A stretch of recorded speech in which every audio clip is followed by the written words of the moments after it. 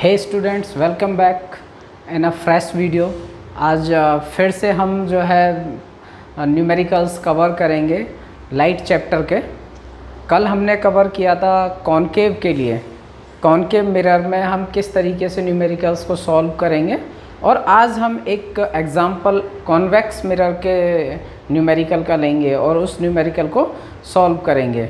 ठीक है, तो जब भी हम फिज़िक्स के न्यूमेरिकल सॉल्व करते हैं तो उसमें उन्हें कैसे हम इजी बना सकते हैं, हम सारी ट्रिक्स इस वीडियो में अप्लाई करेंगे, है ना। बने रहिए हमारे साथ अंत तक वीडियो में और आप इसको ठीक से समझिए ताकि आप एग्ज़ाम में न्यूमेरिकल्स को ज़रूर अटेम्प्ट करें। क्योंकि जब हम स्कोरिंग करते हैं एग्ज़ाम्स के दौरान तो सबसे ज़्यादा हाई स्कोरिंग करने में, हाई वैल्यू हमें दिलाने में जो सबसे ज़्यादा हेल्प करते हैं वो न्यूमेरिकल्स ही करते हैं। तो न्यूमेरिकल्स को हमें केयरफुली वॉच करना है, केयरफुली ऑब्जर्व करना है, केयरफुली प्रैक्टिस करना है।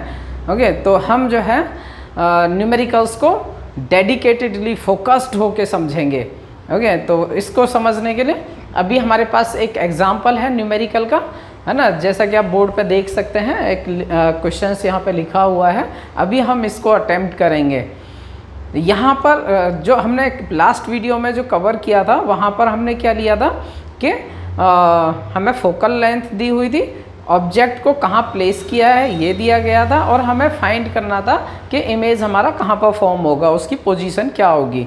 ओके, तो डायरेक्टली फॉर्मूले बेस्ड था। अब जो आज हम न्यूमेरिकल अटेम्प्ट करेंगे यहाँ पर हम कुछ एज्यूम करेंगे पोजीशनिंग को। कैसे?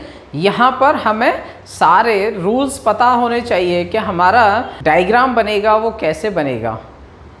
ओके, हमारा जो रिफ्लेक्शन होगा वो किस तरीके से होगा। यदि ये सारे रूल्स हमें पता है ना, और साइन कन्वेंशन स्पेशली यदि हमें साइन कन्वेंशन ठीक से आता है तो ही हम न्यूमेरिकल को अटेम्प्ट कर पाएंगे। लाइट के न्यूमेरिकल्स को अटेम्प्ट करने के लिए साइन कन्वेंशन का आना, उनकी समझ रखना बेहद ज़रूरी है। यदि हमें साइन कन्वेंशन नहीं आता है तो हम नहीं कर पाएंगे। तो मैं रिकमेंड करूँगा सबसे पहले, यदि आपको साइन कन्वेंशन नहीं आता है तो आप साइन कन्वेंशन की वीडियो देखिए सबसे पहले। ठीक है, और आज जो न्यूमेरिकल हम अटेम्प्ट करेंगे इसमें हम मैग्नीफिकेशन का भी रोल समझेंगे। ठीक है, तो चलते हैं फिर इसको समझते हैं कि कैसे सॉल्व करना है। पहले क्वेश्चन को रीड आउट करते हैं और फिर समझते हैं कि इसमें हम आगे कैसे मूव करने वाले हैं। ओके, तो क्वेश्चन है हमारा, focal length of a convex mirror is 10 centimetre, where should an object be placed. हमें ऑब्जेक्ट को कहाँ प्लेस करना चाहिए in front of mirror so that the image of half the size of the object is form. Question क्या कहता है कि उसका कॉन्वेक्स मिरर का फोकल लेंथ दिया हुआ है 10 सेंटीमीटर का है। अब हमें ये नहीं पता कि ऑब्जेक्ट को प्लेस कहाँ करना है, तो हमें यहाँ पर वही सॉर्ट आउट करना है कि हम ऑब्जेक्ट को कहाँ प्लेस करें कि जितना बड़ा ऑब्जेक्ट है उस ऑब्जेक्ट का हाफ इमेज फॉर्म हो। ठीक है, हाफ इमेज फॉर्म हो। ओके, हमें रूल्स से पहले से पता है कि यदि हम कॉन्वेक्स के केस में इमेज को कहीं भी रखें तो जो हमारा इमेज है वो कहाँ पर बनता है, इमेज कहाँ बनता है, बिहाइंड द मिरर बनता है। हमने एक कॉन्वेक्स मिरर ले लिया, एक प्रिंसिपल एक्स ड्रॉ कर दिया, हमने ऑब्जेक्ट कहीं पर प्लेस किया, एनीवेयर, कहीं पर। ये लोकेशन क्या है वो अभी हमें सॉर्ट आउट करना है। ओके, कि ये कहाँ पर प्लेस करना है वो डिस्टेंस अभी हम कैलकुलेट करेंगे, है ना। और इसके ऑब्वियसली कहीं ना कहीं सेंटर ऑफ कर्वेचर होगा मिरर का, फोकस पॉइंट भी होगा पोल और सेंटर के बीच में। This one is pole, this is curvature of centre C, and this one is focus point F। यदि इंसिडेंस हो रहा है पैरेलली तो फोकस से होते हुए फील होगा कि फोकस से होके रिफ्लेक्शन हो रहा है। एक्चुअली इसके अपोजिट डायरेक्शन में रिफ्लेक्शन हो जाएगा।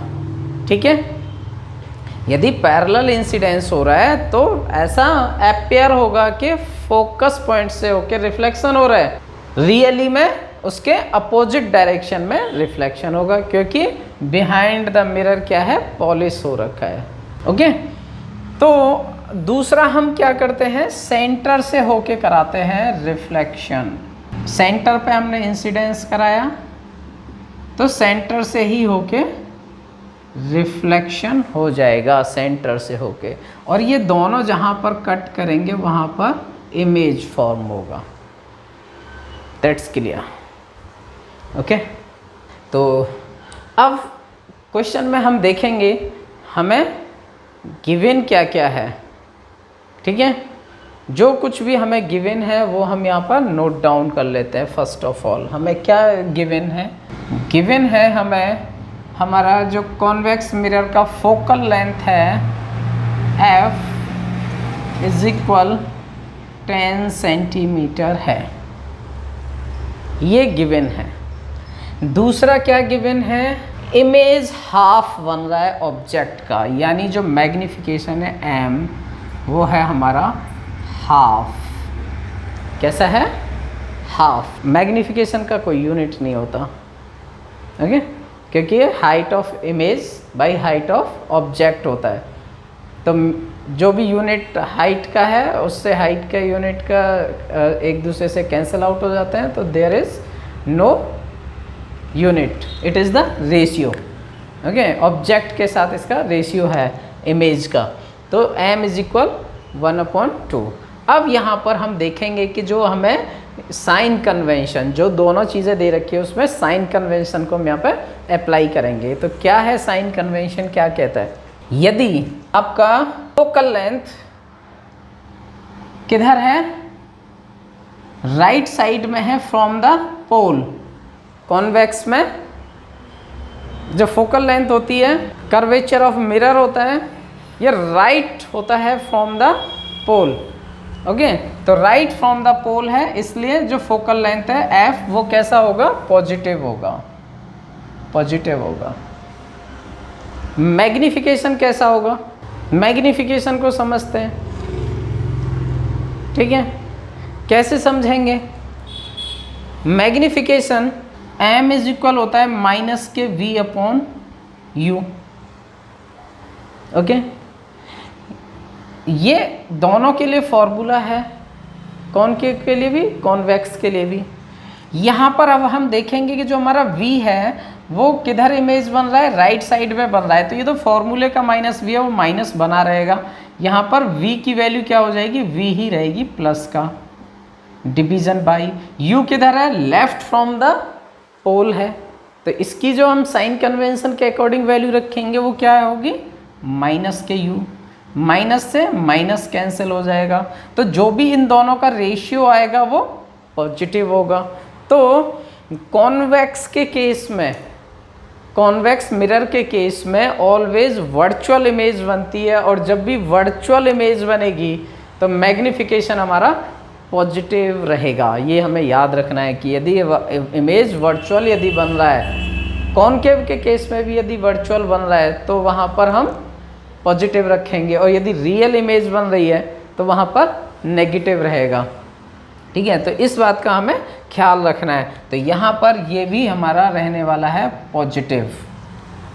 जब भी हम इसकी वैल्यूज़ पुट करेंगे तो हमें इसकी वैल्यूज़ पॉजिटिव पुट करना है। ठीक है, तो अब यहाँ पर m is equal this one, find क्या करना है, सबसे पहले अब वो लिख लेते हैं, फाइंड क्या करना है, फाइंडिंग्स क्या होंगी हमारी। तो फाइंड हमें करना है where should an object be placed in front of mirror, हमें ऑब्जेक्ट को कहाँ प्लेस करना है।